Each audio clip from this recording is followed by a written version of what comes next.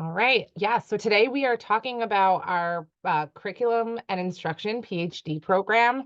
Let me just switch this over. There we go. Um, my name is Alyssa Yesko. I am the director of the Pathways into Education Center. So our office, you might have been in touch with us at some point as you're exploring the program, but our office is a great place to start when you have questions about any programs within the School of Education. A lot of times we can answer your question, or we can help you find the person who can answer your question, but we're like a catch-all for the School of Ed. But we also have Dr. Yagelski here with us, who is the department chair for educational theory and practice. Dr. Yagelski, do you want to just say hi and tell us a little bit about yourself?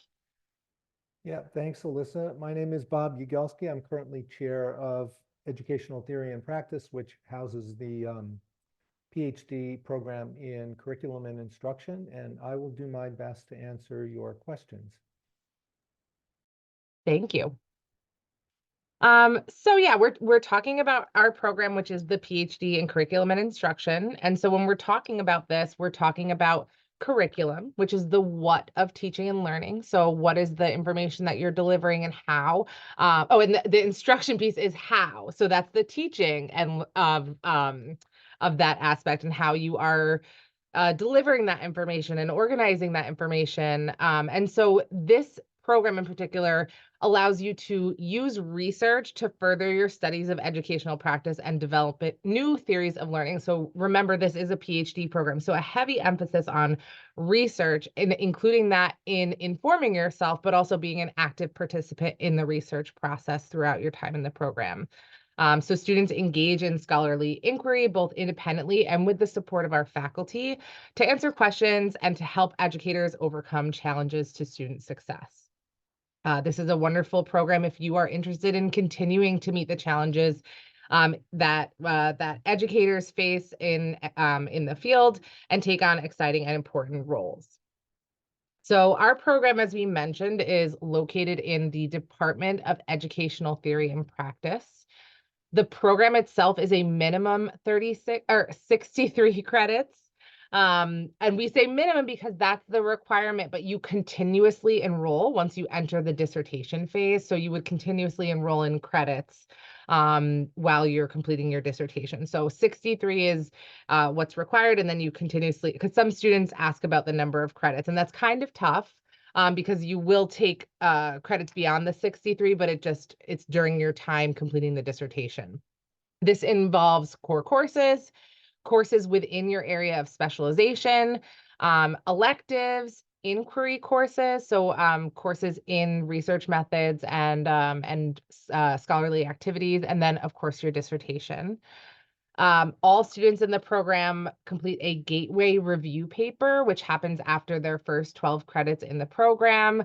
And it's a great way for your advisor and yourself to sort of assess where you are early on in the program, to take a look at your writing and research skills, and to identify areas in need of improvement or areas of strength.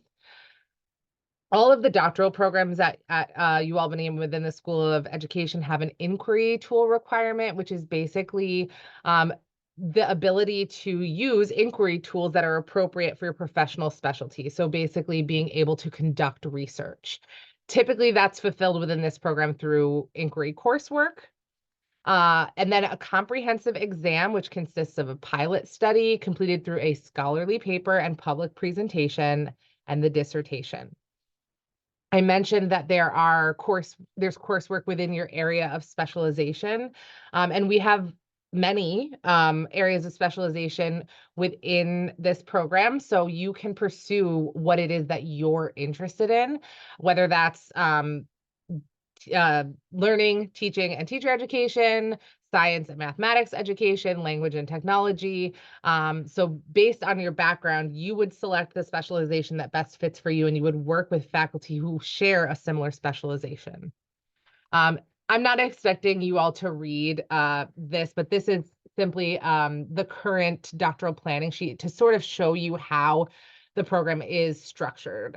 So for a lot of students, just having the visual of what this looks like is helpful for them to conceptualize what the program looks like as a whole. A PhD program can seem very intimidating at first glance, but I think breaking it down by credits makes it seem more manageable. So I do include this. So you're looking at your core courses, your specialization courses, your electives, the courses that fulfill the inquiry requirement, and then they also have those additional requirements that I mentioned, the gateway paper, the comprehensive exam, the inquiry tool requirement. So this is just a great way to like organize all of those components of the program in one place. Information for applicants. So the requirements for the application for this program include transcripts from all schools attended, 3 letters of recommendation with at least 2 from professors who have taught you in a college classroom setting, a personal statement of background and goals, and your GRE scores. There are deadlines for this program, and you'll see on our website there's rolling admission if you're planning to apply without being considered for a departmental assistantship, but there are suggested deadlines for those terms. And so those are right on our website, with December 1st as a suggested deadline for the upcoming spring semester. And then there are hard deadlines if you wish to be considered for a departmental assistantship, which would allow you to receive a stipend and tuition assistance in exchange for the work that you would do within the department, either as a research or teaching assistant or some other supportive role of the department or the School of Education as a whole, with the spring deadline for departmental assistantship consideration approaching within the next few weeks. So I'm going to talk a little bit more about these application requirements. So the application does require transcripts. So just a few things to note. If you've previously attended UAlbany, you do not have to request your UAlbany transcripts. They would be automatically applied to your application. We're looking at GPA from all institutions and levels of post-secondary education. You can upload unofficial transcripts to your online application in order for your application to be reviewed, but we do still need your official transcripts in order for you to enroll. And then there's great instructions on the graduate school's website on where to have your transcripts sent, either by mail or email if you're having them sent from another institution. Our letters of recommendation are submitted directly through our online application portal. So you would enter the contact information for your recommenders. They receive an email with a link where they are able to submit the letter on your behalf, and it's automatically uploaded to your application. We recommend that letters of recommendation be specific to the program that you're applying to whenever possible. And a lot of students have questions around the letters of recommendation from professors. So the reason that we ask for these types of letters is to speak to your academic capabilities and evidence of your potential success in a PhD program. A recommendation from this department is that if you have been out of school for some time, which is certainly the case for a lot of people who might be coming back for their PhD, but the recommendation is to take non-degree coursework so that you can obtain a faculty recommendation. So and potentially enrolling as a non-degree student here would allow you to take coursework that could count toward the program if you are accepted. Now, taking coursework as a non-degree student here doesn't guarantee that you are accepted to the program, but there are a lot of benefits to participating in coursework within the department as a non-degree student. The other letter of recommendation can come from an individual who has observed you in a professional context. And just standard recommendations to give your recommenders plenty of time and notice ahead of the date which you plan to submit your application so that it's not holding you up. So that's just a sort of consideration.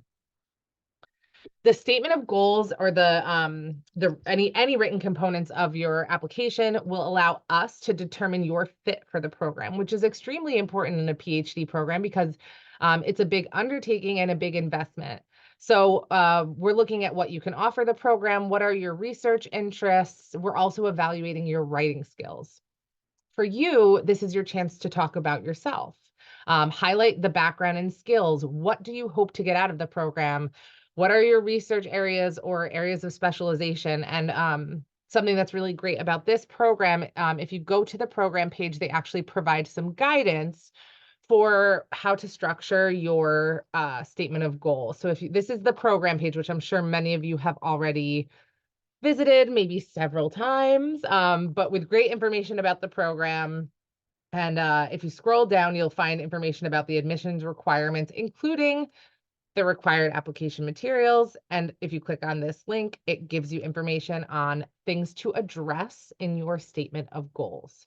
So you're looking at what are your reasons for choosing to pursue a PhD in this department? Describe your relevant experiences. What topics would you like to study? Specific research questions. What career might you like to pursue? This all helps us to determine your fit for our program. Your statement should be purposeful and to the point, and particularly in a PhD program, should be very specific to the program that you're applying to. So you should be doing research on that program. By being here today, you are participating in research about the program and learning more.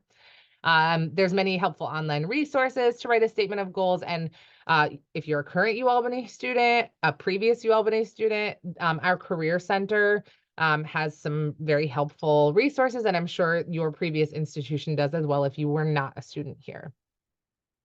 The GRE score remains a necessary component of the application, and we do not offer any waivers for this requirement at this time. So this is a very common question that we get.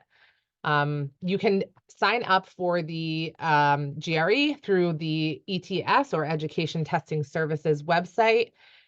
It's typically offered several times a week at various locations. And the last time I checked, which was not today, so you can certainly double check me on this, but there was an at-home option still being offered, which is something that started during COVID.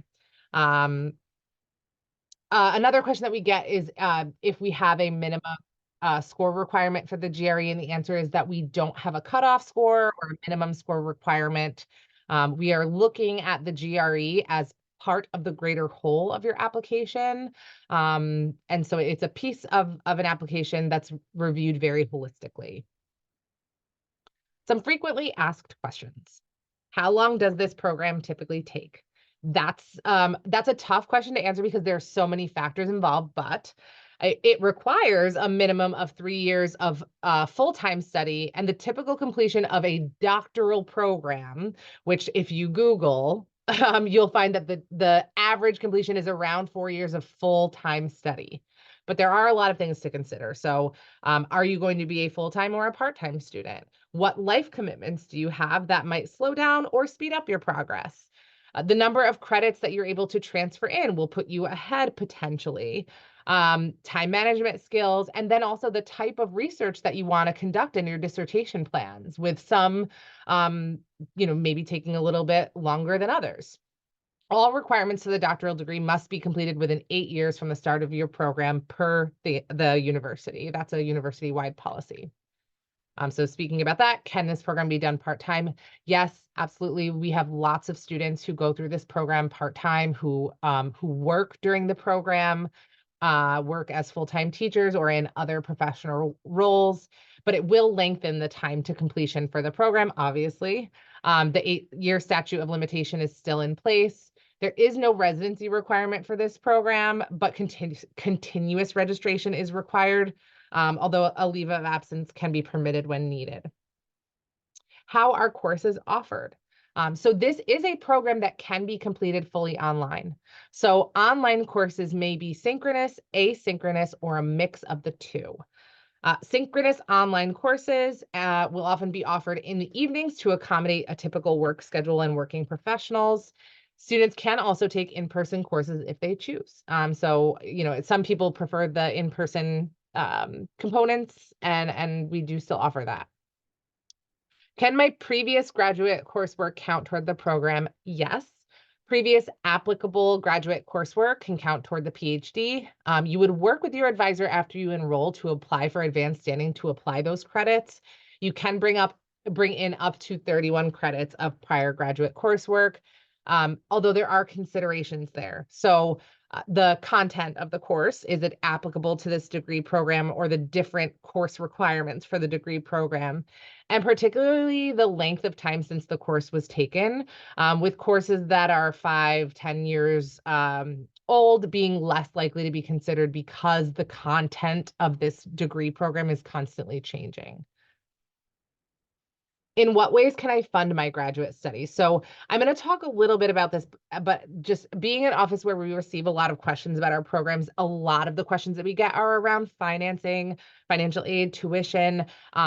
Because I don't work in financial aid, it's not my area of specialty when it comes to very individualized questions, I guess. But I can talk about this at a more broader general level. So I mentioned that there are departmental assistantships available in this program. So there's a limited number of those available for doctoral students, which carry tuition benefits and a stipend. They require full-time study, and remote assistantships are not currently offered at this time. This would be work with faculty or a different department within the School of Education. You would have to apply for this when you apply for the program. So you would complete the assistantship application. If you don't wish to be considered for that, you do not have to complete that part of the application. If you don't receive an assistantship through the department, there are also assistantships available through the graduate school that are available to the university at large. So any graduate student can apply to those. There are also university-wide scholarships, which financial aid can let you know about, our Office of Financial Aid. But we do offer School of Education specific scholarships, which I like to highlight as a very unique thing that we are able to offer annually. It is a one application that students can fill out each year that they are a student here, where they're able to apply for multiple scholarships. So I am just going to pull up our scholarship page because I like to highlight this as a great option. When you think about university-wide scholarships, that's you're applying against a broader population, but School of Education is a much smaller population that you're applying against. So definitely encourage students to apply. This was last year's scholarship list, and you'll see that there are several. You would read the eligibility requirement for each of these scholarships and check off each of the ones that you believe you're eligible for, and then you would submit one application for all of the scholarships. And like I said, you can be considered for scholarships every year that you're a student here. So we're very proud and fortunate to be able to offer these. They are donor based, so they wouldn't necessarily cover the entire cost of your tuition, but every little bit certainly helps. Sorry, oh geez, sorry guys. And then, as I mentioned, the Office of Financial Aid, they're the best place to go if you have specific questions about tuition, fees, aid, and payment plans. The graduate school also has some great information.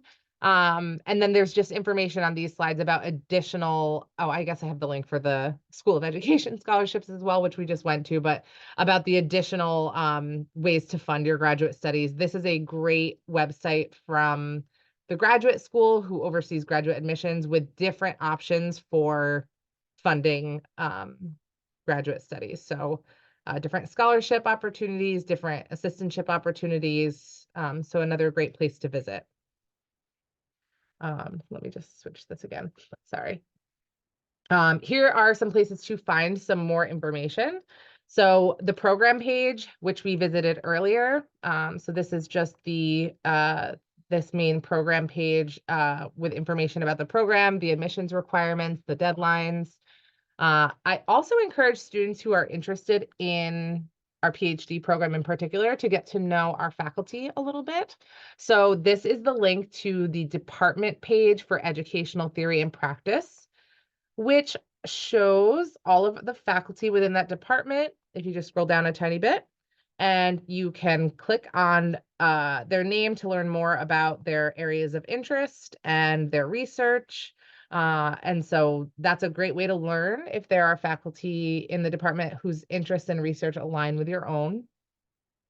The graduate bulletin is another great location that outlines more explicitly the requirements for the to complete the program. So just some more information about the different requirements that we talked about today.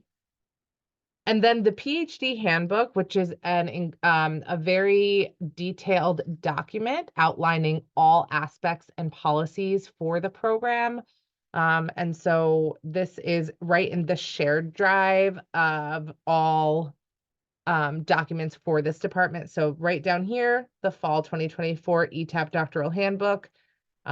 You'll see that it's lengthy, so I will not be going over this in detail, but another great place to just gather information if that's the stage that you're in right now.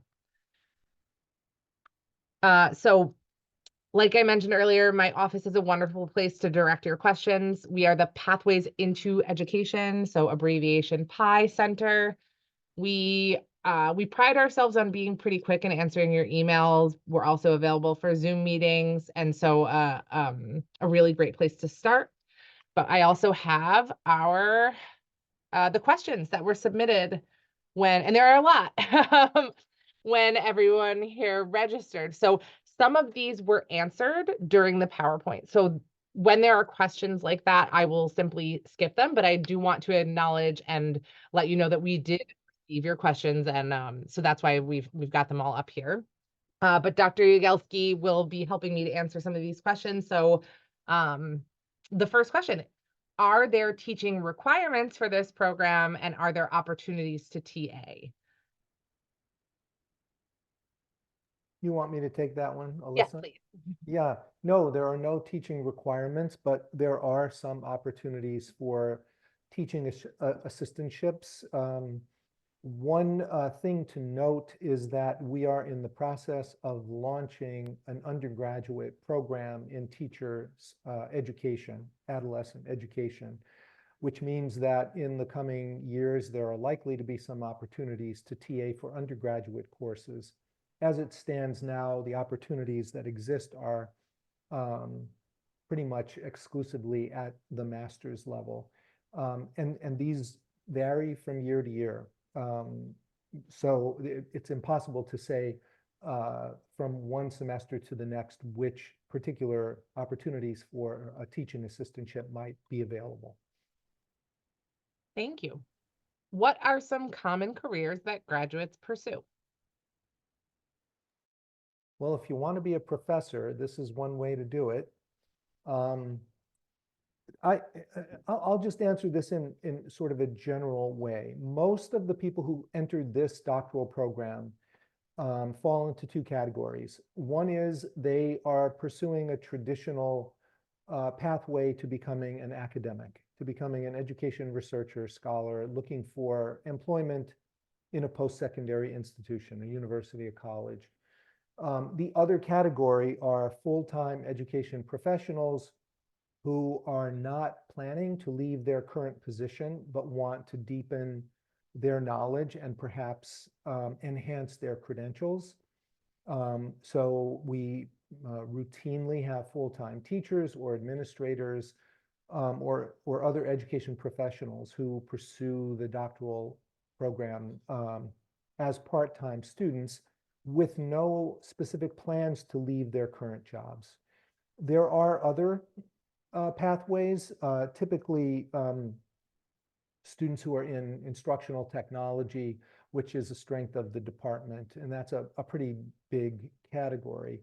Every so often, students who are not interested in education as a career, but who work in corporate settings or are consultants will matriculate through that part of the program.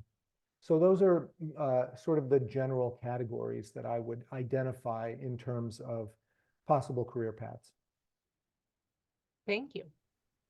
Do students collaborate with other faculty? Is that encouraged or less common? I mean, that's inevitable in a doctoral program. I mean, one way to think about a doctoral program is it's an apprenticeship. Unlike a master's program, which typically is a collection of courses and perhaps a thesis or an exam, a doctoral program includes coursework, which is intended to be both foundational and discipline specific or specialized. But it also includes engaging in research. The dissertation itself is, the conduct of a study.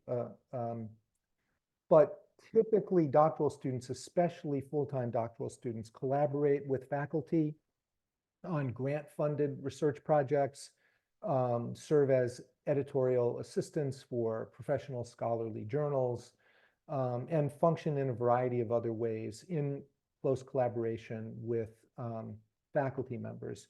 That's a feature of pretty much doctoral education in general, but it certainly tends to characterize the experience of students in this program. Thanks. The GRE requirements, we touched upon that. There's no waiver for that requirement. We did go over the application process and information about scholarships. And then application fee waivers are actually handled by the graduate school is the name of our office that handles graduate admissions. So if you did have questions about that, I'm going to put their email address in the chat. Do I have to have 3 recommendation letters? If I haven't been in school a while, can some recommendation letters be from my profession? I did cover that. Was there anything that you wanted to add to that, Dr. Yagelski? Yeah, just to say that it's not unusual for applicants to this program to have been out of school for a while. The primary purpose of the recommendation letter is to attest to the applicant's readiness for advanced graduate study and for the kind of apprenticeship that doctoral education really is. So if you've been out of school for a while and you've lost touch with faculty, people with whom you worked, simply having a colleague, or let's say if you're a full-time teacher, having an administrator write a letter about your professional expertise doesn't really address this particular need, which is to sort of document your or attest to your readiness for this kind of work. My suggestion is to reinforce what Alyssa talked about earlier, which is a very typical strategy. Take a class as a non-degree student and as a way to develop a relationship with a faculty person who can then write a letter on your behalf. This is pretty typical. And if you are strategic about it and take the right class, that class can count towards your degree program if you chose to apply and are admitted. Thank you. When are synchronous online courses typically held, and what is the duration of each class session? Yeah, that's a pretty mixed bag. As Alyssa noted, this program is it's possible to take this program exclusively online. Pretty much every course that's offered in the department that counts for the PhD program is offered online. Many of them are fully asynchronous, which means that this question of synchronous meetings is irrelevant. Classes that meet in real time, whether they're in person or online, tend to meet after 4 o'clock. And the primary reason for that is because we understand that our part-time students are almost always full-time professionals, and the school day tends to end around 4 o'clock. It's unusual for doctoral courses, to be offered earlier than that. Sometimes courses are offered later. There is a later time slot on the university schedule, which I think starts at 7:30. For the most part, classes meet, if they're synchronous, 4:30 to 7:20. Yeah, so most classes are just about 3 hours once a week. Right. Timeline to completion. I think I talked about that there's variance in that, but did you have anything to add to that, Dr. Yagelski? Yeah, there really isn't a typical timeline. Part-time students are all over the map when it comes to this. Alyssa mentioned that there is an 8-year sort of time frame that the graduate school imposes on programs at this university. However, it is very common for students in the ETAP PhD program to take longer than 8 years if they're part-time students, and it's very easy to apply for an extension. I've rarely seen them denied. Almost always those extensions are a function of people's busy lives. Sometimes, as Alyssa mentioned earlier, that you can take a leave of absence. Even if you're a part-time student, you have to be registered for at least 3 credits a semester. Sometimes people will take a leave of absence for family reasons, professional reasons, health reasons, whatever. That will extend their time. Doing research can take time. And sometimes the dissertation study takes longer than you expect. So, it can be intimidating to think about that length of time. It's not uncommon for people who, even part-time students, to finish well short of that 8-year time frame.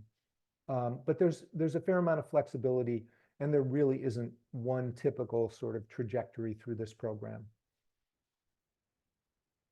Thanks.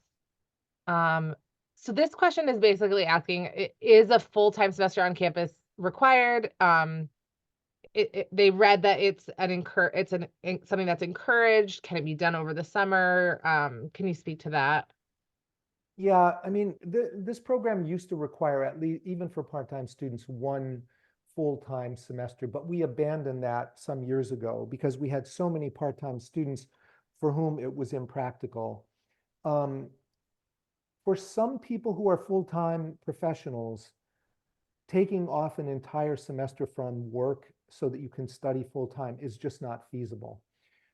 However, it's not, again, it's not uncommon. I've had doctoral advisees who were, for example, full-time faculty at 2-year schools without PhDs, but who were matriculating through this program on a part-time basis, and were eligible for a sabbatical semester at their institution. And they devoted that sabbatical to full-time study or full-time work on their dissertation study. I've had the same thing happen with students who were full-time secondary teachers or K-12 teachers. So it depends on your particular situation. It is not a requirement to engage in full-time study. The advantages are really focused on your ability to interact with other students who are engaged in full-time study and with faculty persons that in a way that is difficult to do on a part-time basis. There was someone who's wondering if it's possible to do the program in 2 years. Um, I suppose anything's possible.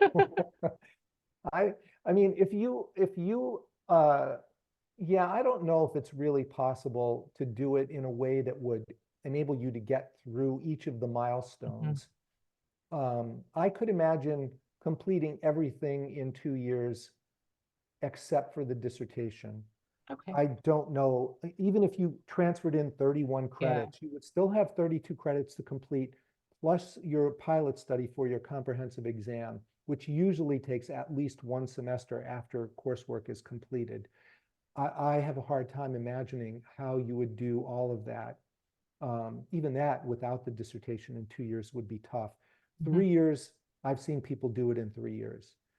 2, I'm not so sure. We've talked about this, that the program is certainly compatible with a full-time teaching position. Yep. Do current students have access to help submitting graduate applications? This person was wondering if there are events or workshops where they can get help on applying to a PhD program. I think the graduate school actually hosts some events and offers assistance with people who are working on their applications. So I would definitely check out their website or even reach out to them. Yeah, ETAP itself does not hold any such workshop. I think you're right, Alyssa, the graduate school does. It's also been my experience that every so often an applicant might have a specific question or ask for specific advice that relates to putting together an application. And we do our best to try to respond to that as faculty people or put the applicant in touch with current doctoral students. That's all informal, but it's an option if you have specific questions about some aspect of the application. What do online classes look like? Well, that's a mixed bag too. A fully asynchronous course has a very different sort of experience, I think, for students than a course that's hybrid with synchronous meetings or even in-person meetings. This department has been offering online courses for 2 decades, more than 2 decades, and we've offered a fully online graduate program for nearly 20 years. So we have a lot of experience in designing and delivering courses that are online and taking full advantage of the affordances that are now available, which include all sorts of programs, video and audio capabilities, and so on. We also have faculty whose expertise is in this area. In other words, they study online teaching and learning and the design of effective instruction in an online environment. So I think most of our students feel that the experience is a positive one. For those who are fully remote and complete the program fully online, I would say that they tend to have a couple of different kinds of experiences depending on whether the courses are asynchronous or hybrid. But this is a department that has been doing this for quite some time, and I think the courses are solid. So it's hard to say what would characterize it because we have different people teaching in different ways, but all of us have a lot of experience in teaching online. Alyssa, should I address that question that was just posted? Yeah, so someone asked if they could apply to a PhD program with a bachelor's degree. Yeah, that's Yeah. a good question. In this program, it's quite unusual. I've been in this department for 23 years. I think I've seen 2 students who came into the program right out of their undergrad program. It's very unusual, in large measure because within education, it's much more typical for doctoral students to have been teachers or professional educators in some form for a number of years before pursuing doctoral work. And it's also really common. It's the norm, I think it's fair to say, for applicants to this program to have master's degrees. If you're a full-time teacher in New York and you've been teaching for 5 years, you already have a master's degree because those are the state requirements. And that's true in other places as well. So it's possible to enter the program with just a bachelor's degree. It's not typical. It's just, there's no rule against doing it, but it's just very uncommon. I would say that in other disciplines, particularly in traditional humanities disciplines and sciences, it's quite common for students to come out of their undergrad program and go right into a PhD program. In education, it's quite uncommon for that to happen. That also a question in the chat about the GRE being mandatory, which we mentioned that it is a mandatory component of the application.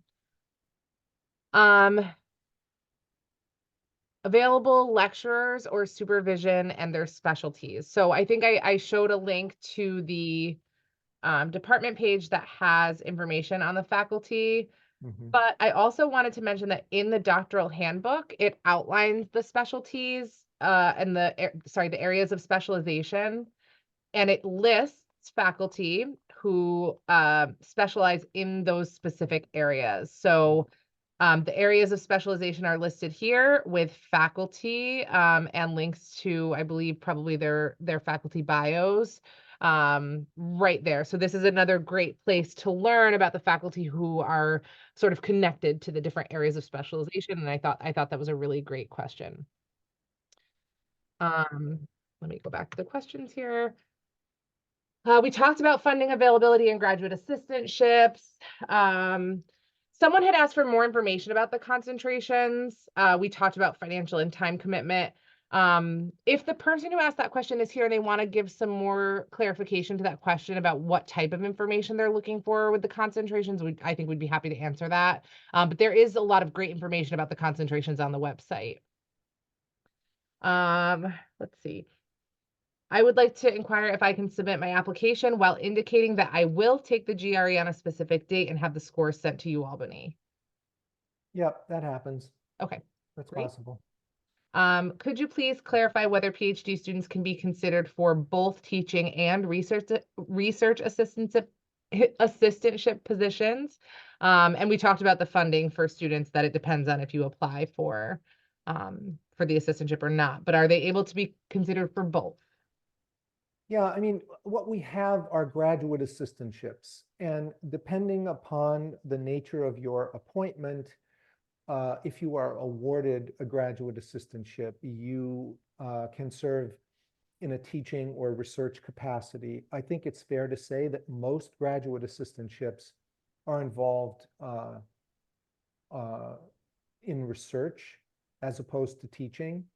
I think it's also fair to say that if you're a full-time doctoral student and you have a graduate assistantship, which typically you would have for 3 years, and for many it'll be 4 if it's available. You will do both some teaching. You'll work as a teaching assistantship for part of that time, and as a research assistant for the rest of that time.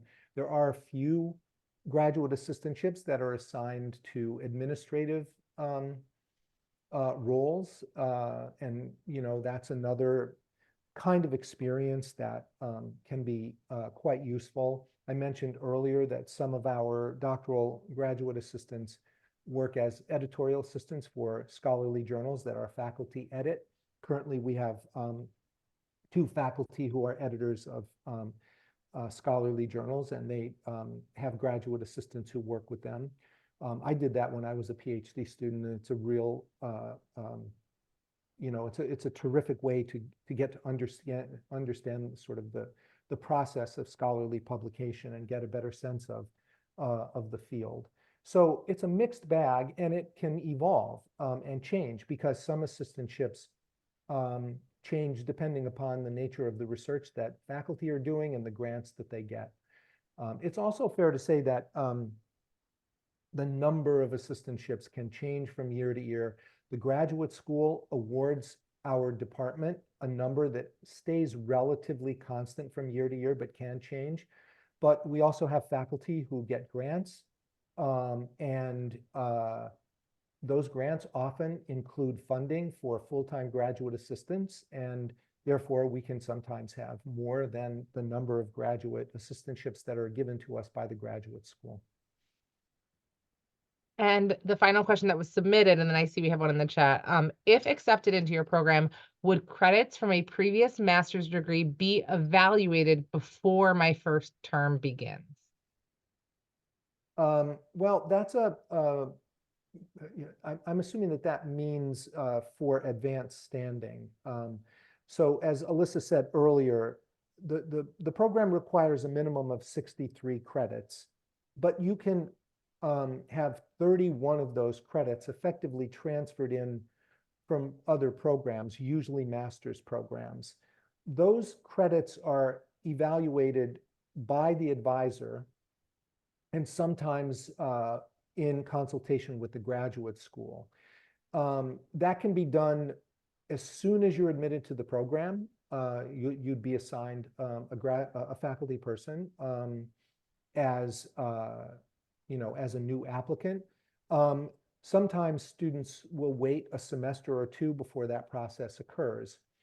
It's better to do it sooner rather than later, in large measure because some of the courses that you have taken in a master's degree program, for instance, can count towards some of the program requirements, not the core courses, but some of the other program requirements. So, the general answer to that question is probably. It doesn't have to happen before the first semester that you matriculate. Ideally, it happens at least during that first semester. I'll also mention, it depends on the timeline in which you're operating, right? So if you make the decision to enroll near the start of the semester, your faculty advisor, because evaluating previous coursework can be time consuming, it depends on what their schedule looks like as far as their ability to evaluate that. So if you're asking them to evaluate that a week or two before classes start, that might be difficult, and it might be something that happens within the first semester, like Dr. Yagelski mentioned. So also like being considerate of your advisor's time when you're considering that question. All right, so we have some questions in the chat. Let's Yeah. go back w- up. Okay. I'm interested in two of the specialization areas. Do you need to know which area you are focusing on when applying, or can it be more than one? Yeah. The answer is that you don't really need to know specifically. Those areas are broad. There's some overlap. They're an effort on our part to describe the areas that the faculty have expertise in that we can support study in. But it's a little bit more complicated than that. As I said earlier, doctoral study is really an apprenticeship, and part of that apprenticeship is taking courses, um, but a lot of it has to do with working with faculty and also working on your own research under the guidance of your faculty mentors, usually your advisor, but not exclusively so. So I would look at those areas of specialization sort of as general guidelines. If you the key thing to keep in mind here is that when we admit a student to the program, we make a commitment to that student that we think, number one, the student is capable of completing the program, but number two, that we can support the interests, the scholarly interests of that student. It is possible for a fully qualified student to be told, we really can't accept you because we don't have the faculty expertise to support your specific interests. I just reviewed an application within the past month or so uh, of a student who was very highly qualified, but whose interests were really outside what we could legitimately support in this department. So what I would do is to reinforce what Alyssa said earlier, which is to familiarize yourself with the faculty areas of expertise. Look over those 7 areas of specialization and see if your particular interests fall within one or another of those. And in your statement of goals, articulate as clearly as you can what your interests are, the kind of research you hope to do, the areas, the questions, the research questions or problems that you're interested in exploring. That will give us the best sense of what you hope to gain from this program, and therefore enable us to decide whether or not we could really support that work in a way that would allow you to be successful.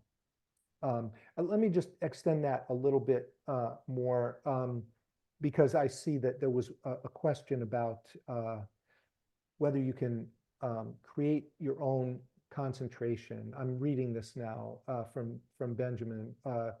Is it possible to create your own concentration specialization area? For instance, could I work with the philosophy department to create a specialization? I think the short answer to that is yes. It depends on faculty availability, on your particular plans or areas of interest, and the extent to which your advisor and other faculty feel that they have the resources to support you in this. There's a lot of flexibility built into this. We are a relatively small department. There are 14 full-time faculty, but we represent, you can see, a lot of different areas of inquiry. And we still have students coming in who want to pursue research in areas that are just a little bit outside of our particular areas of expertise.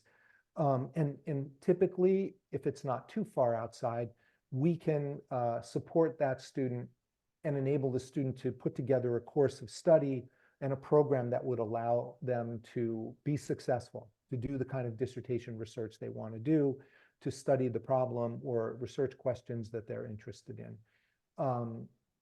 It's not a hard and fast, if you want to do this, yes, we can do it, or no, it's out of the question. I mean, there are some things that we can't do, and we'll tell you that. But for the most part, there's a lot of flexibility built in, and most of us have expertise in several different areas. So we work across disciplines in supporting students and serving on dissertation committees. Thanks. I hope that answers the question. We have actually we have quite a few questions submitted, but we only have a couple minutes left, so we're going to try to get through these. Someone did ask, should they seek out supervisor approval before applying? So I think basically, should they reach out to a faculty member to during the application process? It's, it's not typical, but it happens. If you have identified a faculty person on, on our faculty whose work overlaps or is consistent with your interests, but you're not sure, it's perfectly acceptable to email that person with those kinds of questions. We all routinely get emails from potential students who have particular questions about whether or not our program would fit their needs, or whether their specific areas of interests would be appropriate for this program. So it's not a bad idea. It's not necessary, and it's certainly not required. But sometimes you can learn some things that can help you decide whether or not this is the right program for you, or how to craft your statement of goals in a way that is that more accurately and clearly conveys your particular areas of interest. Thank you. There was someone who asked if they thought that attending the program full time is manageable while working part time or even full time. It is. It's not easy. I, I would say that a majority of our students are part-time. In education, it's much more typical to find doctoral programs that accommodate part-time students than it is in more traditional, let's say, humanities or science disciplines. So on this campus, for example, we are one of the few PhD programs that you can complete part-time. And that's in large measure because of the nature of the discipline. The students that I have, who are my advisees now, for the most part, are all full-time educators. The one thing that I would say is it typically takes longer than you think, in part because of things that I mentioned earlier. For example, you may not plan to take a leave of absence, but then you find out you have to because you decided that you needed to devote some time to your family, or someone got ill, or you had a child, or whatever. I mean, life happens. And so the leave of absence will slow you down, but sometimes it's inevitable and it's the best idea. So all of that is to say that there's no straightforward way through, but there's a lot of flexibility built in, and it's absolutely possible to complete the program when you're working part-time or full-time. We had someone with a question that their master's degree is about 20 years old. Would that disqualify the courses? They said that their previous coursework is still valid and they teach regularly. Can you speak to that? Yeah, the rule of thumb that the graduate school sets is 10 years. However, there are always exceptions to that. And so it's not unusual for applicants to have master's degree coursework that's older than 10 years. And typically, if that person is accepted into the program, they will consult with their advisor, who sometimes will consult with the graduate school, about whether or not those courses can be transferred in as part of the 31 credits that would be awarded for advanced standing. Sometimes some of those courses are not allowed for a variety of reasons. Sometimes they're just out of date. Other times, courses can be that are older than 10 years counted towards advanced standing. So there's no hard and fast rule of thumb. I have not seen a case in which courses that were taken more than 10 years ago were just summarily rejected. On the other hand, there's no guarantee that if a master's program is 20 years old, that all those credits would be eligible for the 31 credit hours of advanced standing.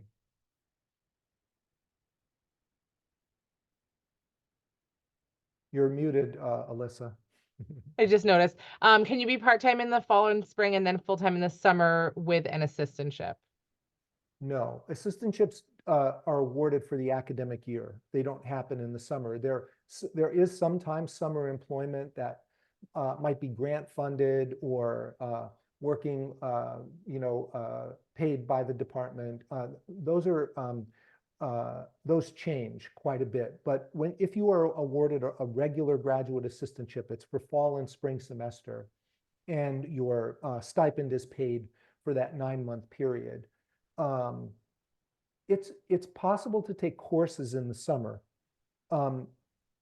but technically speaking, there's no full-time study in the summer, in large measure because most of the required courses in the doctoral program are not offered in the summer, but are offered in fall and spring semester.